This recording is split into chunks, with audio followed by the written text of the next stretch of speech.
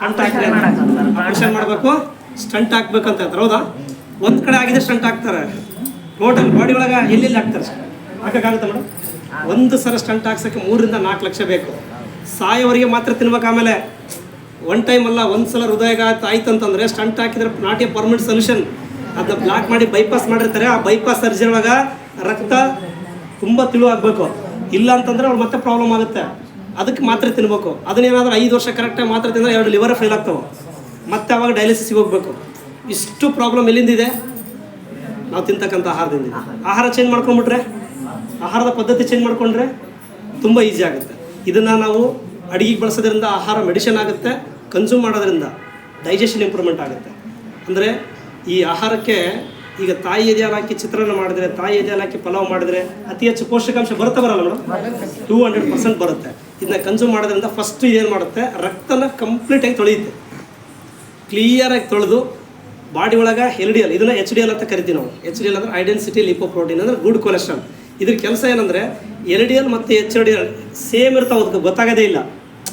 ಈಗ ಕಳ್ಳನ ಹಿಡಿಬೇಕಂದ್ರೆ ನಾವು ಕಳ್ಳನ ಥರ ಹೋಗ್ಬೇಕಾಗತ್ತೆ. ಪೊಲೀಸ್ ಕಂಡ್ರೆ ಸಿಗ್ತಾರ ಸರ್?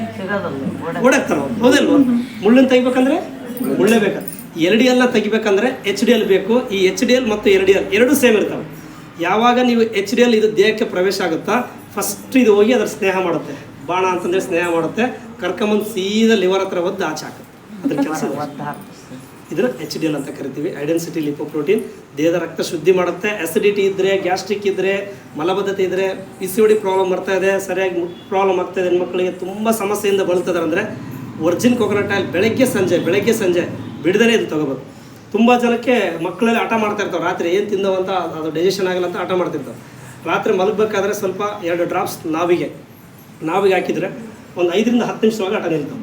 ಯಾಕಂದರೆ ಮಗು ಹೊಟ್ಟೆ ಒಳಗಿದ್ದಾಗ ಅದರ ಆಹಾರ ಈ ನಾವಿಂದ ಕನೆಕ್ಟ್ ಆಗ್ತಾ ಇರುತ್ತೆ. ಹಾಗಾಗಿ ನೀವು ನಾವಿಗೆ ಡೈರೆಕ್ಟಾಗಿ 2 ಡ್ರಾಪ್ಸ್ ಹಾಕೋದ್ರಿಂದ ಇನ್ಸ್ಟೆಂಟಾಗಿ ರಿಸಲ್ಟ್ ಬರುತ್ತೆ. ಬಾಯಿ ಒಳಗೆ ಹೋಗಿ ಬಾಯಿಂದ ಸಲೈವ ಮಿಕ್ಸ್ ಆಗೋದ್ರೊಳಗೆ ಇದು ಇನ್ಸ್ಟೆಂಟಾಗಿ ರಿಸಲ್ಟ್ ಬರುತ್ತೆ. ತುಂಬ ನಾವು ಟ್ರಾವೆಲಿಂಗ್ ಮಾಡ್ತಾ ಇರ್ತೀವಿ, ತುಂಬ ಗಾಳಿಯಲ್ಲಿ ಏನಾದರೂ ಸ್ವಲ್ಪ ಕಣ್ಣ ಧೂಳು ಬಿತ್ತು ಅಥವಾ ಕಣ್ಣು ಇನ್ಫೆಕ್ಷನ್ ಆಯ್ತು ಅಂದರೆ ಜಸ್ಟ್ 1 ಡ್ರಾಪ್ಸ್ ಕಣ್ಣೊಳಗೆ ಹಾಕೊಂಡ್ರು ಕಣ್ಣು ಇನ್ಫೆಕ್ಷನ್ ಕಡಿಮೆ ಆಗುತ್ತೆ.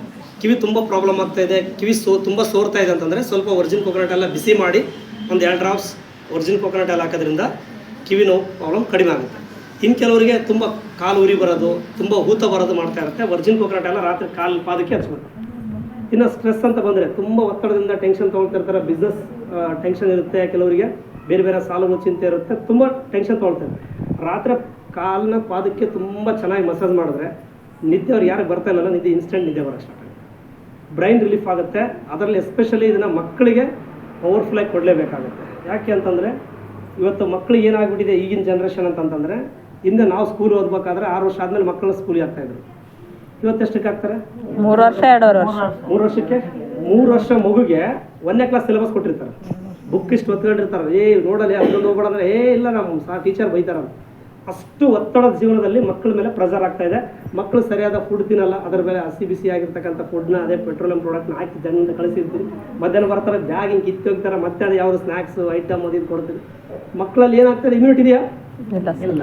ಪದೇ ಹಿಂಗೆ ಸುಸ್ತಾಗೋದು, ಪದೇ ಜ್ವರ ಬರೋದು, ಪದೇ ಇದಾಗ್ತಾ ಇರುತ್ತೆ. ಹಾಗಾಗಿ ಒರಿಜಿನ್ ಕೊಕೊನಟ್ ಆಯಿಲ್ನ ಇದನ್ನ ಇಸ್ ಅ ಬ್ರೈನ್ ಫುಡ್ ಅಂತ ಕರೀತಾರೆ. ಬ್ರೈನ್ ಫುಡ್ ಇದನ್ನ ಮಕ್ಕಳಿಗೆ ನೀವು ಸ್ಕೂಲಿಗೆ ಹೋಗ್ಬೇಕಾದ್ರೆ ಸ್ವಲ್ಪ ಈ ತಿಂಡಿಗೆ ಟಿಫನ್ಗೆ ಏನಾದರೂ ಸ್ವಲ್ಪ ನೀವು ಇದನ್ನ ಮಿಕ್ಸ್ ಮಾಡಿಕೊಂಡು ನೀವು ಕೊಡೋದ್ರಿಂದ ಬ್ರೈನ್ ತುಂಬ ಶಾರ್ಪ್ ಆಗುತ್ತೆ. ಇವತ್ತು ಮಕ್ಕಳು ಆಟ ಮಾಡ್ತಾವೆ ಅಂದರೆ ಮೊಬೈಲ್ ಕೊಟ್ಟು ತಿನ್ನಿಸ್ತಾರೆ, ದಯವಿಟ್ಟು ಅದನ್ನ ಅವಾಯ್ಡ್ ಮಾಡಿ. ತುಂಬ ರೇಡಿಯೇಷನ್ ಮಕ್ಕಳ ಮೇಲೆ ಅಟ್ಯಾಕ್ ಆಯ್ತು ಅಂದರೆ ಮಕ್ಕಳಿಗೆ ಅತಿ ಕಡಿಮೆ ವಯಸ್ಸಲ್ಲಿ ಹೃದಯಾಘಾತ ಅಥವಾ ಬ್ರೈನ್ ಸ್ಟ್ರೋಕ್ ಅಥವಾ ಸ್ಟ್ರೋಕಿಗೆ ಪಾರ್ಶ್ವವಾಗಿ ತುತ್ತಾಗೋ ಚಾನ್ಸಸ್ ತುಂಬ ಇರುತ್ತೆ. ಈಗ ಕಾಣಿಸಲ್ಲ, ಬಟ್ ಅಂಥದ್ದಲ್ಲಿ ಅವ್ರು ಕಾಣಿಸುತ್ತೆ.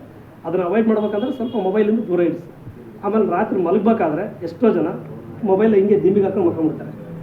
ರಾತ್ರಿ 11 ಗಂಟೆ ತನಕ ನೋಡಿರ್ತಾರೆ, 12 ಗಂಟೆ ತನಕ ನೋಡಿರ್ತಾರೆ, ಉಜ್ಜಿ ಅಲ್ಲೇ ಬಗಲ ಮಾಡ್ಕೊಂಡಿರ್ತಾರೆ. ಮತ್ತೆ ಒಂದು ದಯವಿಟ್ಟು ಆ ಥರ ನಿಮ್ಮ ಈ ಸಂದರ್ಭದಲ್ಲಿ ನಿಮ್ಮ ಯಜಮಾನರಾಗಿರ್ಬೋದು ಅಥವಾ ನಿಮ್ಮ ಮಕ್ಕಳಾಗಿರ್ಬೋದು ರಾತ್ರಿ ಮಲಗಬೇಕಾದ್ರೆ ಸ್ವಲ್ಪ ಟೇಬಲ್ ಮ್ಯಾಗ ಆಚೆ ಬಿಸಾಗಿ ಬಿಡ್ಬೇಕು ಅಷ್ಟೇ. ನಮ್ಮ ಒಂದು 200 ಮೀಟರ್ಸ್ ಸ್ವಲ್ಪ ಡಿಸ್ಟೆನ್ಸ್ ಇರ್ಬೇಕು. ಏನೋ ಬೋರ್ ಆಗ್ತಾ ಇದೆ ಹೇಳೋದು? ಏನಿಲ್ಲ ಸರ್, ಇಲ್ಲ ಸರ್. ಹಾಂ ಸರ್, ರೇಡಿಯೇಷನ್ ಇರ್ತಾರೆ ಅದರಲ್ಲಿ. ರೇಡಿಯೇಷನ್ ತುಂಬ ಹೀಟ್ ಬರ್ತಾ ಇರ್ತದೆ, ಅದರಲ್ಲಿ ರೇಡಿಯೇಷನ್ ಮಿಕ್ಸ್ ಆಗಿರುತ್ತೆ. ಬ್ರೈನ್ನ ಅದು ತಿಂದಾಕುತ್ತೆ, ಬ್ರೈನ್ಗೆ ಒತ್ತಡ ಬೀಳುತ್ತೆ. ತುಂಬ ರೇಡಿಯೇಷನ್ ಇರುತ್ತೆ. ಅದು ಏನು ಮಾಡಿಲ್ಲ, ಮೊಬೈಲ್ ಆನ್ ಆಗಿತ್ತು ಅಂದರೆ ರೇಡಿಯೇಷನ್ ಸ್ಟಾರ್ಟ್ ಆಗುತ್ತೆ.